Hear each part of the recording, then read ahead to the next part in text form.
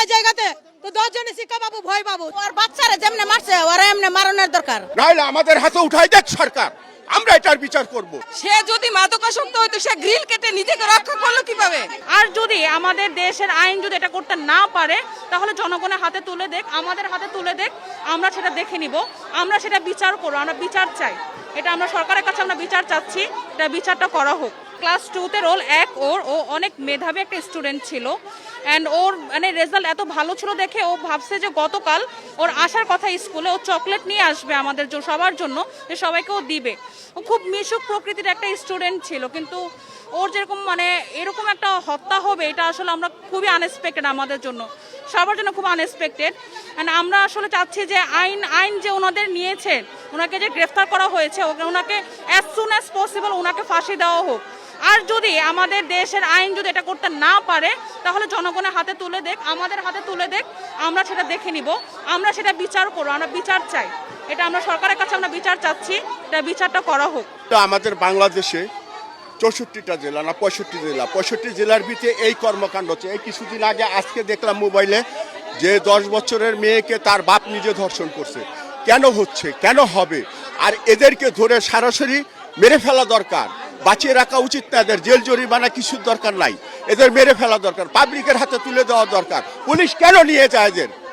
আর নিয়ে গেলে বিচার ঠিক মতো হয় না কেন? এদের ফাঁসি কেন দেয় না? ফাঁসি চাই, আনালে আমার হাতে তুইলা দিক। আইন কিছু করবো না, আইন হয়তো বা 2 বছর ভিতরে রাখবো, কাস্টডি খাটবো, এরপর টাকা থাকবে, টাকা দিয়ে বের হয়ে যাবো। বের হয়ে গেলে আরেকটা বাচ্চা ক্ষতি করবো না, এটা কোনো গ্যারান্টি নাই। ওই বাচ্চা মরে গেলে জায়গাতে ভালো হইব, ওটা মেয়েরা ফেলানো উচিত।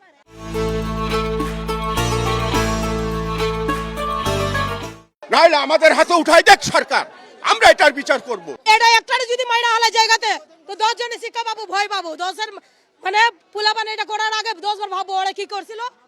এটা আমার হাতে তুইলা দিক, আমরা জায়গাতে জনগণ মারলে পাড়ায় যদি মাইরা হালাই এটা কোনো বিচার নাই। আইন যে নিজের হাতে কবে তো স্যালেন্ডার করা উচিত, স্যালেন্ডার ওর হাতে হচ্ছে না, আমরা জনগণ ওরা চাই। আমার হাতে দিয়ে আমার মাইরা হালাই। ওর বাচ্চারা যেমনে মারছে ওরা এমনি মারণের দরকার, ওরা ফাঁসি দেওয়ার দরকার। শাস্তি চাই, ওরা আমাদের হাতে তুলে দেন, আমরা মারবো। ওর হাত কাটুম, ওর মাথা কাটুম, আমরা শাস্তি চাই, আমরা মারবো। ওরা কাটছে না, ওরা গায়ে গোড়া কাটবে, ঘর কাটবে, হাত পা কাটবে, তারপর সাজা পাই। আমরা চাই, আমরা সাজা চাই, ওর ফাঁসি চাই। আমরা সরকার বিচার করে না, সরকার বিচার করতে পারে না, সরকার ব্যর্থ, সরকারের বিচার হয় না, আমরা বিচার করব।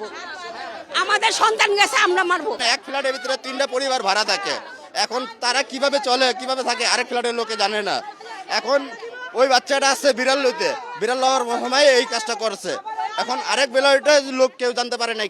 এই ঘটনাটা আজকে যদি হয়ে থাকে কালকে আরেক বাচ্চা হইতে পারে, এরকম আমার বোন হইতে পারে, আমার মেয়ে হইতে পারে। এরকম যদি সরকারের আন্ডারে জায়গা আইনের প্রশাসনে বিচার কি হয়েছে এটা কেউ জানবে না। সে মাদকাসক্ত না, সে যদি মাদকাসক্ত হইতো সে গ্রিল কেটে নিজেকে রক্ষা করলো কিভাবে? আমাদের বিচার আমাদের কাছে দিবেন, আমরা এটার বিচার প্রতিবাদ করব। আমরা কোনো আইনের মাধ্যমে বিচার চাই না। সে ইচ্ছাকৃতভাবে করছে এবং তার স্ত্রী সহযোগিতা করছে। আমরা বিচার চাই, দৃষ্টান্তমূলক বিচার চাই।